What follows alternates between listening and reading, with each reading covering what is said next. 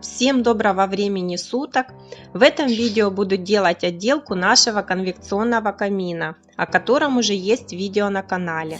Ссылки на использованные материалы будут в описании к видео. Также оставлю ссылку на ребят, которые вдохновили меня на этот процесс.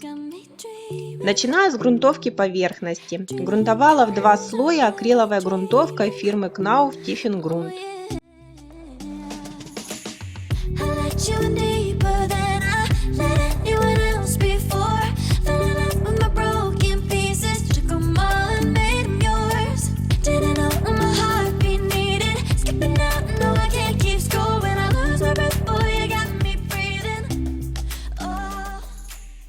Раскладку плитки рисовала в программе Vsoft, подбирая разные варианты, и остановилась на раскладке фламандская двойная. Она имитирует старинную кирпичную кладку, чередуя 2 ложка и 1 тычок. Это было очень кстати, потому что в каждой коробке ложков было в 2 раза больше, чем тычков. Перед тем, как приступить к отделке, я сделала небольшую раскладку плитки на полу, чтобы оценить в реальности, понравится раскладка или нет, и заодно проверить, как будут сочетаться между собой кирпичики из разных упаковок. Клеила плитку на клей для гипсокартона Knauf Pearl Fix. Разметка раскладки плитки на камине была самым сложным и ответственным делом, так как геометрия камина, увы, не идеальна. К моему счастью, муж мне очень помогал, и балансировать на лестнице с огромным правилом в руках мне не пришлось.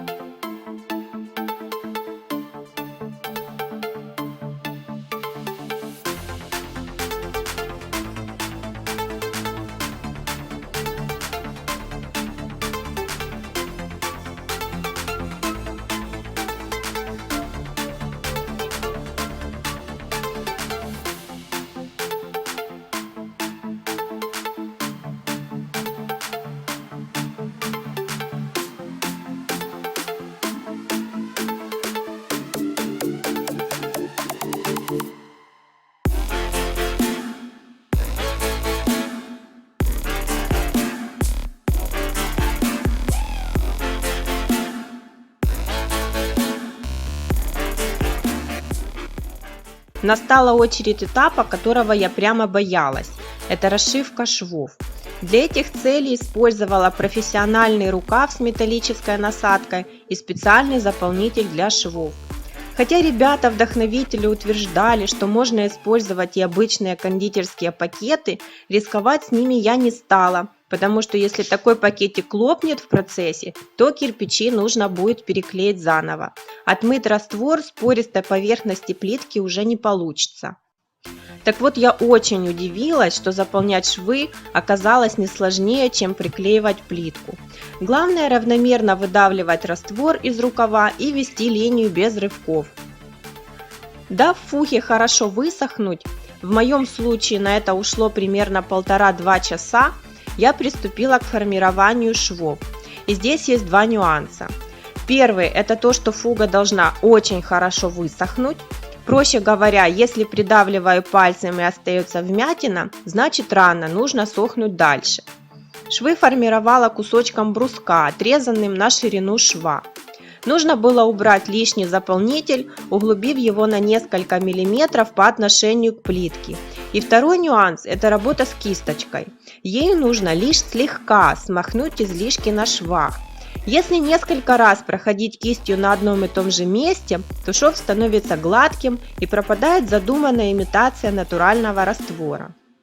Сразу после заполнения фуга имела темно-серый цвет и выглядела мрачновато, но высохнув, посветлела до нужного пепельного тона и получилось именно так, как я себе и представляла. Уже успокоившись, что у меня все получилось и не ожидая подвоха, я перешла к покрытию камина специальной пропиткой. Она предназначена для защиты поверхности от влаги, пыли и грязи. Первым слоем покрывала каждый кирпич отдельно, поскольку они очень пачкались и красили саму пропитку. А получить в итоге оранжевые швы, естественно, не хотелось. Вторым слоем покрывала уже полностью весь камин.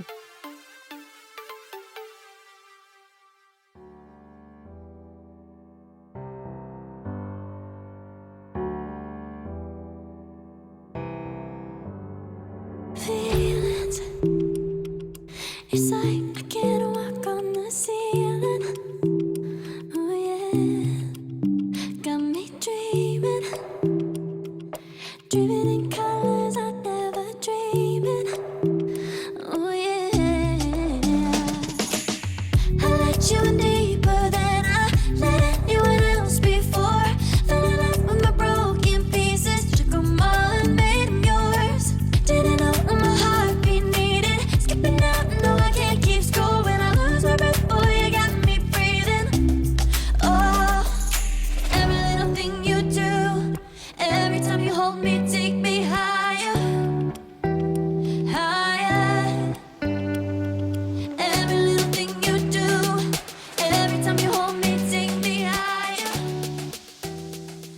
higher. Было очень неожиданно, когда, высохнув, кирпичики стали белесыми. Такого эффекта ни я, ни муж не ожидали, так как в инструкции крупными буквами написано, что она не меняет цвет и текстуру поверхности. Сразу я, конечно, расстроилась. Все пропало, как говорится. Но через несколько дней стало даже нравиться, что немного приглушился чересчур оранжевый тон гипсовой плитки, и камин приобрел более состаренный и реалистичный вид. Решетки в графитовом цвете идеально подошли. Полку над топкой положили для примерки, ее будем еще доделывать. Учитывая, что подобную работу я делала первый раз в жизни, результатом просто мега довольна и уже задумала оформить в таком же стиле зону барной стойки, но об этом уже в следующем видео.